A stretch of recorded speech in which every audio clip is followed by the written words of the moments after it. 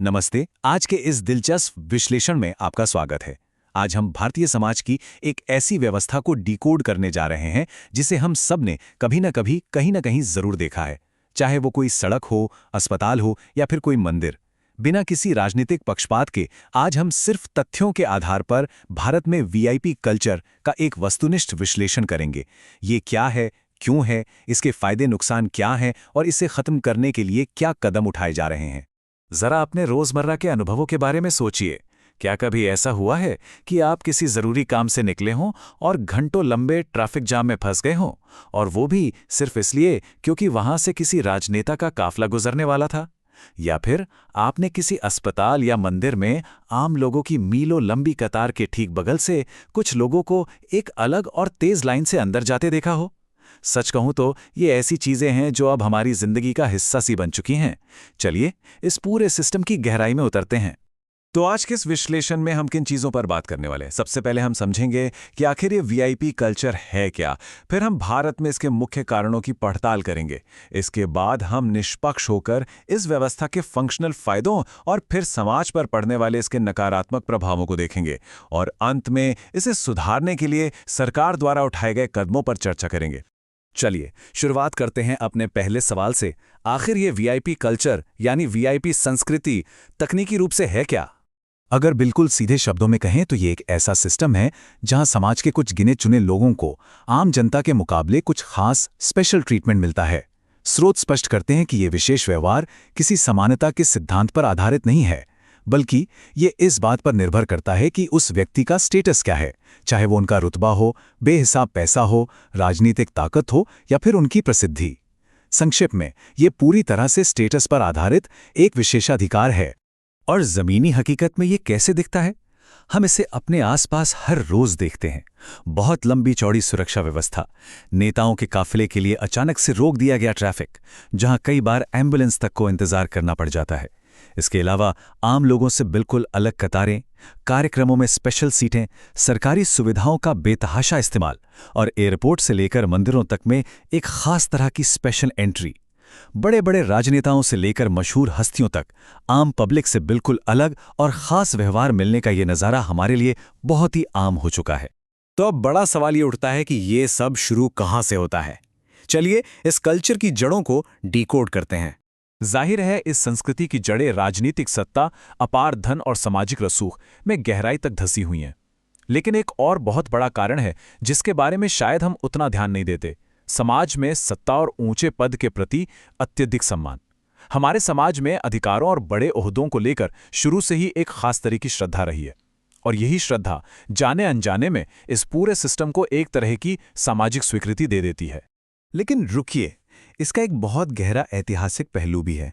स्रोत इस बात पर खास जोर देते हैं कि कुछ अधिकारियों को एकदम अलग दर्जे का समझने की यह आदत कोई आज की नहीं है। इसकी जड़ें सीधे तौर पर पुरानी कॉलोनियल यानी औपनिवेशिक मानसिकता से जुड़ी हैं। उस दौर में ब्रिटिश शासकों को जानबूझकर आम जनता से बिल्कुल अलग और ऊपर रखा जाता था। वो माई बाप वाली मानसिकता कई मायनों में आज भी हमारे सिस्टम में गहराई से बसी हुई है। अब सिक्के के दूसरे पहलू को देखते हैं। हम एकदम निष्पक्ष होकर इस व्यवस्था के कुछ फंक्शनल फायदों का विश्लेषण करेंगे। अब जो बात यहाँ वास्तव में दिलचस्प है वो ये है कि ये सारे विशेष प्रोटोकॉल सिर्फ दिखावे के लिए नहीं होते। इनमें से कई वास्तविक प्रशासनिक और राष्ट्रीय सुरक्षा की जरूरतों से पैदा हुए हैं। सोचिए, इन व्यवस्थाओं से देश के महत्वपूर्ण लोगों की सुरक्षा का मैनेजमेंट बहुत आसान हो जाता है। टॉप लेवल के अधिकारियों को बिना किसी अड़चन के अपना काम सुचारू रूप से करने में मदद मिलती है। और सबसे अहम बात, राष्ट्रीय सुरक्षा से जुड़े संवेदनशील लोगों की हिफाजत सुनिश्चित होती है। तो अगर हम एक विशुद्ध प्रशासनिक नजरिए से देखें तो इस सिस्टम के कुछ बहुत ही स्पष्ट और जरूरी उद्देश्य हैं। ठीक है, तो फायदे हमने समझ लिए। अब बात करते हैं इसके दूसरे और ज्यादा चिंताजनक पहलू की। समाज पर इसका क्या नकारात्मक असर पड़ता है। इसके सामाजिक नुकसान वाकई काफी गहरे हैं। सबसे पहली बात तो ये कि इससे आम जनता को सीधा और भारी नुकसान उठाना पड़ता है, चाहे वो उनका समय बर्बाद होना हो या कोई और असुविधा। लेकिन बात सिर्फ असुविधा की नहीं है, ये समाज में एक गहरी असमानता पैदा करता है। जब कुछ गिने चुने लोगों के लिए नियम अलग होते हैं तो एक आम नागरिक खुद को दूसरे दर्जे का महसूस करने लगता है। और इसका सबसे बड़ा नुकसान ये है कि समाज में एक धारणा बन जाती है कि कानून सबके लिए बराबर नहीं है। ये सोच लोकतंत्र की उस मूल भावना को ही कमजोर कर देती है जो समानता पर टिकी है। और ये आमने सामने की तुलना बहुत ही शानदार तरीके से दर्शाती है कि कैसे दो बिल्कुल अलग अलग वास्तविकताएं एक ही समय पर मौजूद है। एक तरफ हमारी प्रशासनिक जरूरतें हैं, जैसे राष्ट्रीय सुरक्षा और बिना रुके काम होना, और ठीक दूसरी तरफ हमारी जमीनी नागरिक वास्तविकता है, यानी पब्लिक की असुविधा, लोकतांत्रिक असमानता और असमान कानूनों का एहसास। तो मूल रूप से ये पूरा मुद्दा सुरक्षा के असली जरूरत और उसके नतीजे में पैदा होने वाली सामाजिक असमानता के बीच के बैलेंस को समझने का है। तो अब आते हैं अपने आखिरी और बहुत ही अहम हिस्से पर। क्या सरकार ने इस असमानता को कम करने के लिए कुछ सुधारात्मक कदम उठाए हैं? चलिए सिलसिलेवार तरीके से देखते हैं कि कैसे सरकार वीआईपी कल्चर के इन दिखावटी प्रतीकों को खत्म करने की कोशिश कर रही है। पहला, सबसे बड़ा और ऐतिहासिक कदम 2017 में उठाया गया था, जब कारों पर से लाल बत्ती यानी रेड बीकन पर पूरी तरह से प्रतिबंध लगा दिया गया। दूसरा बड़ा कदम है सुरक्षा प्रोटोकॉल की समीक्षा करना और उन्हें केवल बेहद जरूरी स्तर तक ही सीमित रखना। और तीसरा कदम है सिस्टम के भीतर एक बिल्कुल नई मानसिकता को प्रमोट करना, जिसे ईपीआई कहा जाता है।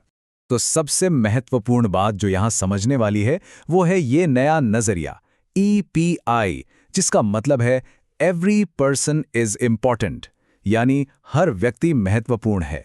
यह कोई छोटा मोटा बदलाव नहीं है।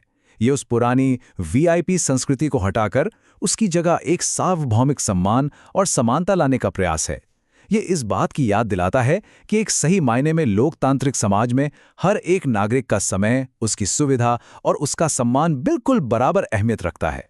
जो हमें इस विश्लेषण के बिल्कुल अंत में एक बहुत ही गहरे और विचारणीय सवाल पर लाके खड़ा कर देता है। अगर हम ये मान लें कि वीआईपी कल्चर मूल रूप से लोकतांत्रिक समानता के खिलाफ है, तो क्या 2017 में लाल बत्ती जैसे बाहरी प्रतीकों को हटा देने भर से जमीनी स्तर पर सचमुच सभी नागरिकों के लिए समानता स्थापित हो गई है? क्या आज भी रोजमर्रा की जिंदगी में आपको कानून और सुविधाएं पूरी तरह से समान महसूस होती है, या फिर ये कल्चर आज भी किसी न किसी नए रूप में हमारे बीच जिंदा है? इस बारे में जरूर सोचिएगा। आज के इस विस्तृत विश्लेषण से जुड़ने के लिए आपका बहुत बहुत धन्यवाद।